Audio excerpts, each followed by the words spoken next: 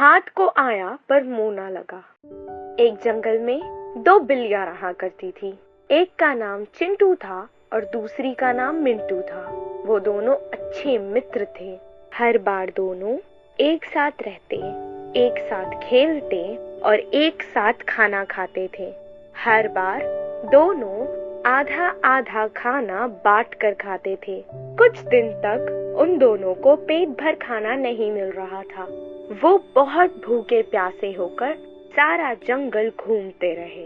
एक दिन उन दोनों को रास्ते में एक रोटी नजर आई। रोटी को लेकर वो दोनों जल्दी से एक पेड़ के नीचे आ गए। उन दोनों को बहुत भूख लग रही थी, इसीलिए वो रोटी नहीं बांटना चाहते थे। दोनों लड़ने लगे। इस रोटी को पहले मैंने देखा है, ये रोटी मेरी है। अरे वाह, पहले इस रोटी को मैंने देखा था, इसलिए ये मेरी हुई। रोटी को लेकर दोनों में हाथापाई हो गई और कुछ देर तक वो लड़ रहे थे। बंदर ऊपर पेड़ पर बैठकर सब देख रहा था। एक रोटी के लिए दोनों इतना लड़ रहे हैं, क्यों ना मैं इन दोनों की लड़ाई में अपना फायदा कर लेता हूँ। मुझे भी बहुत भूख लगी है। बंदर तुरंत पेड़ से नीचे उतर गया। उसने दोनों बिल्लियों को लड़ने से रोका और वो दोनों बिल्लियों से बहुत नरमी से बात करने लगा। दोस्तों, इतनी छोटी सी बात के लिए लड़ने की क्या जरूरत है? मैं काफी देर से ऊपर पेड़ पर बैठ के आप दोनों की लड़ाई देख रहा था। चलो अभी आप दोनों की लड़ाई सुलझा देता हूँ। ठीक है, अब लड़ना बंद करो। अब रोटी मुझे दे दो, मैं इसे 2 टुकड़े कर देता हूँ। एक सामान तुम दोनों में बांट देता हूँ। बंदर मुफ्त की सलाह देने लगा। उसकी सलाह मानकर बिल्लियों ने रोटी उसे दे दी। बंदर ने रोटी को 2 टुकड़े में तोड़ दिया और बिल्लियों को देने ही लगा था कि अरे, एक टुकड़ा बड़ा है, रुको। अब वो बड़े टुकड़े को थोड़ा सा खाने लगा। दूसरे टुकड़े को देखा तो वो बड़ा टुकड़ा दिख रहा था। अरे नहीं, अब ये टुकड़ा बड़ा हो गया। दूसरे टुकड़े में से भी वो थोड़ा सा खाने लगा। ऐसे ही करते करते उसने सारी रोटी खत्म कर दी। चिंटू और मिंटू के हाथ कुछ ना लगा। बंदर रोटी खत्म करके तुरंत पेड़ पर कूदकर चढ़ गया। बिल्लियों की लड़ाई में हुआ बंदर का फायदा। इसीलिए तो हमारे बड़े हमेशा कहते हैं कि एकता अगर टूटी तो दूसरों का ही फायदा होगा। मेंढक ने भगाया शेर और सियार को। जंगल में एक सियार खाने के लिए यहाँ वहाँ घूम रहा था, लेकिन उसे खाने के लिए कुछ मिला ही नहीं। आज भी कुछ नहीं मिला। पहले से ही बिना कुछ खाए मैं दुबला हो गया। मेरी होशियारी कम तो नहीं हुई ना? खुद के खाने को भी खा नहीं पा रहा हूँ। चलो जाने भी दो। कम से कम महाराज शेर के पास जाकर उनकी प्रशंसा करते हुए ऐसे उनके खाने में से थोड़ा कुछ भाग लेके खा सकता हूँ। सोचते हुए सियार शेर के पास गया। अजीब यह था कि शेर कंबल ओढ़कर बुखार से कांप रहा था। उसी समय पर वहाँ सियार पहुँच गया। ऐसे शेर को देखकर चौंकते हुए कहा कि महाराज जी, क्या हुआ? क्यों ऐसे कांप रहे हो? मैं तो आपके पास कुछ मांस के टुकड़े खाने के लिए आया हूँ, लेकिन आपका हाल तो मुझसे भी बुरा है। वैसे मैं पहले कभी आपको ऐसा नहीं देखा। आप क्यों ऐसे डर रहे हो? बोलकर पूछ रहा था। शेर डरते हुए पूरी बात बता रहा था सियार को। महाराज, एक ही समय पर 2-2 बकरियां खाने वाली मेंढक कहीं होता है? वो मेंढक आपको अपनी बातों में उलझाकर अच्छे से धोखा दे गया। बोलते हुए सियार हंस पड़ा। ऐसे उसे नीचा दिखाकर बात करने से सियार पर शेर को बहुत गुस्सा आया। इस बात पर सियार ध्यान देते हुए कहा कि अब हम दोनों मेंढक के पास जाएंगे। उधर ही आपको उस मेंढक की झूठ का प्रमाण दूंगा। मैं तुम पर विश्वास नहीं करूंगा। पहले से ही तुम धोखेबाज हो। मैं सबको धोखा आपके खाने के लिए यही देता हूँ। आपको धोखा देना तो मैं सपने में भी नहीं सोच सकता। वैसे भी जंगल के राजा शेर कैसे डर सकता है, वो भी एक मेंढक की वजह से? बोलकर सियार समझा रहा था। कहीं ये सियार बीच में धोखा ना दे देख करके दोनों की पूंछों को बांधकर शर्त पर मेंढक के पास जाने के लिए शेर मान जाता है। अब दोनों अपने अपने पूंछों को बांधकर तालाब की ओर चल रहे थे। उनकी आने की आहट से मेंढक उनके सामने खड़े होकर जोर से बोला कि हे मेरे मित्र शतुर सियार, सच्चा मित्र तो तुम ही हो। मैं इस शेर को खाने ही वाला था, लेकिन तब ये डर से भाग गया। अच्छा, तो तुमने इसे मेरे पास वापस लाया, इससे मैं बहुत खुश हुआ, बोलकर जोर से हंस रहा था। कहीं वो मेंढक उसे मार ना दे करके तेजी से जंगल में भागने लगा।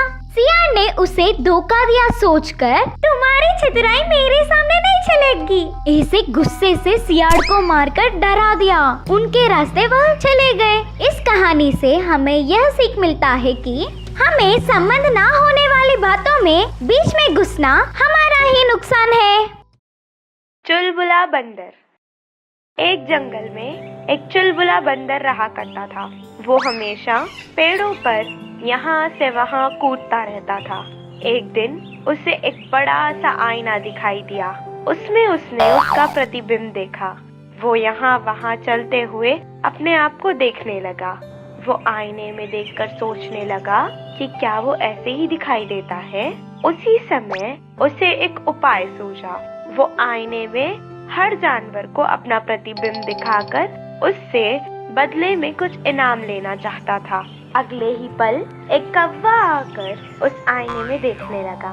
मैं क्या सच में इतना काला हूँ? कबूतर कितना गोरा है। अपने आप को देखकर तो मुझे खुद से ही नफरत हो रही है। कौवा निराश हो गया और बिना बंदर को कुछ इनाम दिए ही उड़ गया। कुछ देर बाद हाथी वहाँ आया। वो भी आईने में देखने लगा। मैं इतना मोटा क्यों हूँ? वो हिरन को देखो, कितनी पतली और खूबसूरत है। हाथी भी निराश होकर बिना बंदर को कुछ इनाम दिए चला गया। कुछ देर बाद वहाँ एक भालू आया और आईने में देखने लगा। छी छी, मैं कितना बदसूरत हूँ। बाकी जानवर मुझे देखकर कितनी नफरत करते होंगे। भालू भी निराश हो गया और बंदर को कोई इनाम दिए बिना ही चले गया। सब जानवर आईने में देखने के बाद एक जगह खड़े होकर एक दूसरे से बात करने लगे और बाकी के जानवरों से ईर्ष्या करने लगे और निराश होने लगे। कुछ देर बाद जंगल के राजा सिंह को इस बात की बाकी जानवरों से खबर हुई। ये ऐसी क्या चीज है जिसे किसी को कुछ लाभ तो नहीं हो रहा? बस मेरे सभी जंगलवासी एक दूसरे से घृणा और ईर्ष्या करने लगे हैं। ऐसी चीज को मैं अपने जंगल में रहने नहीं दूंगा। इतना कहकर उसने तुरंत उस आईने पर पंजा मारकर उसे तोड़ दिया। कुछ देर बाद सब अपनी चिंता छोड़कर अपने अपने कामों में लग गए। इस कहानी से हमें ये शिक्षा मिलती है कि किसी से भी ईर्ष्या करने से कोई लाभ नहीं। मेंढक ने शेर को डराया। एक जंगल में एक मेंढक रहता था। वह देखने के लिए आकार में छोटा तो था, पर उसकी बातें तो बड़ी बड़ी, जैसे कि छोटी मुंह बड़ी बात। सबके सामने वह महान बन जाता था। बड़ी सी जानवर को भी अपने सामने वह कमजोर समझता था।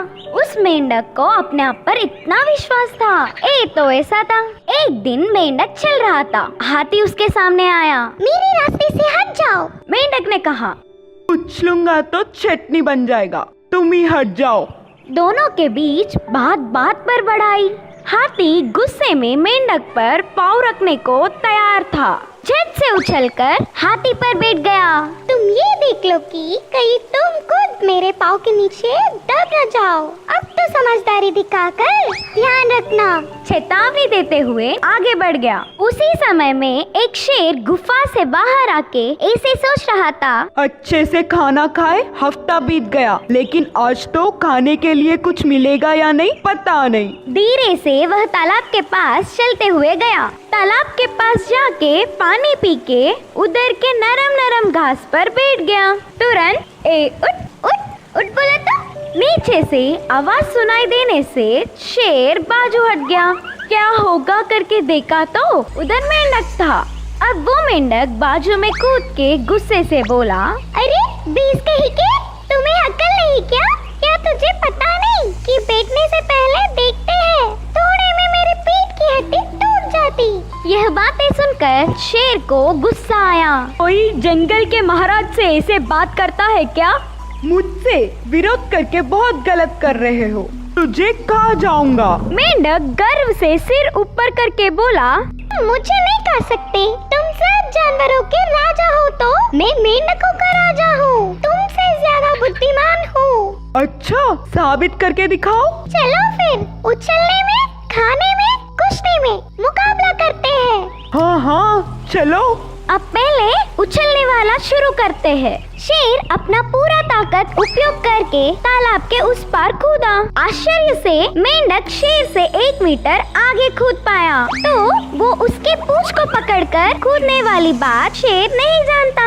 ये मेंढक मुझसे ज्यादा दूर कैसे कूद सका? सोचकर शेर उलझन में हैरान हुआ। जीतने की खुशी में मेंढक ने दूसरा मुकाबला किया। मैं तो आज सुबह ही 2 बकरियां खाया। फिर तुमने क्या खाया? मेंढक ने पूछा।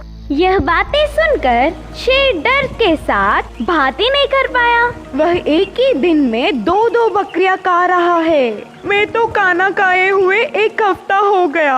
ये मेंढक तो सामान्य नहीं है। शेर के डर को देखते हुए मेंढक ने तीसरा मुकाबला किया। समय नहीं मित्र, आ जाओ कुश्ती लड़ते हैं। देख लेते हैं कि तुम या मैं। बोलते हुए शेर को सवाल किया। मेंढक की हरकतों से शेर के पसीने छूट गए। तुरंत तालाब के उस पार कूद के बिना रुके जंगल की तरफ भागने लगा। मेंढक गर्व से उसकी चतुरता पर हंस पड़ा। यह कहानी से हमें यह सीख मिलता है कि बल से ज्यादा बुद्धि का प्रयोग करने वाला ही महान बनता है।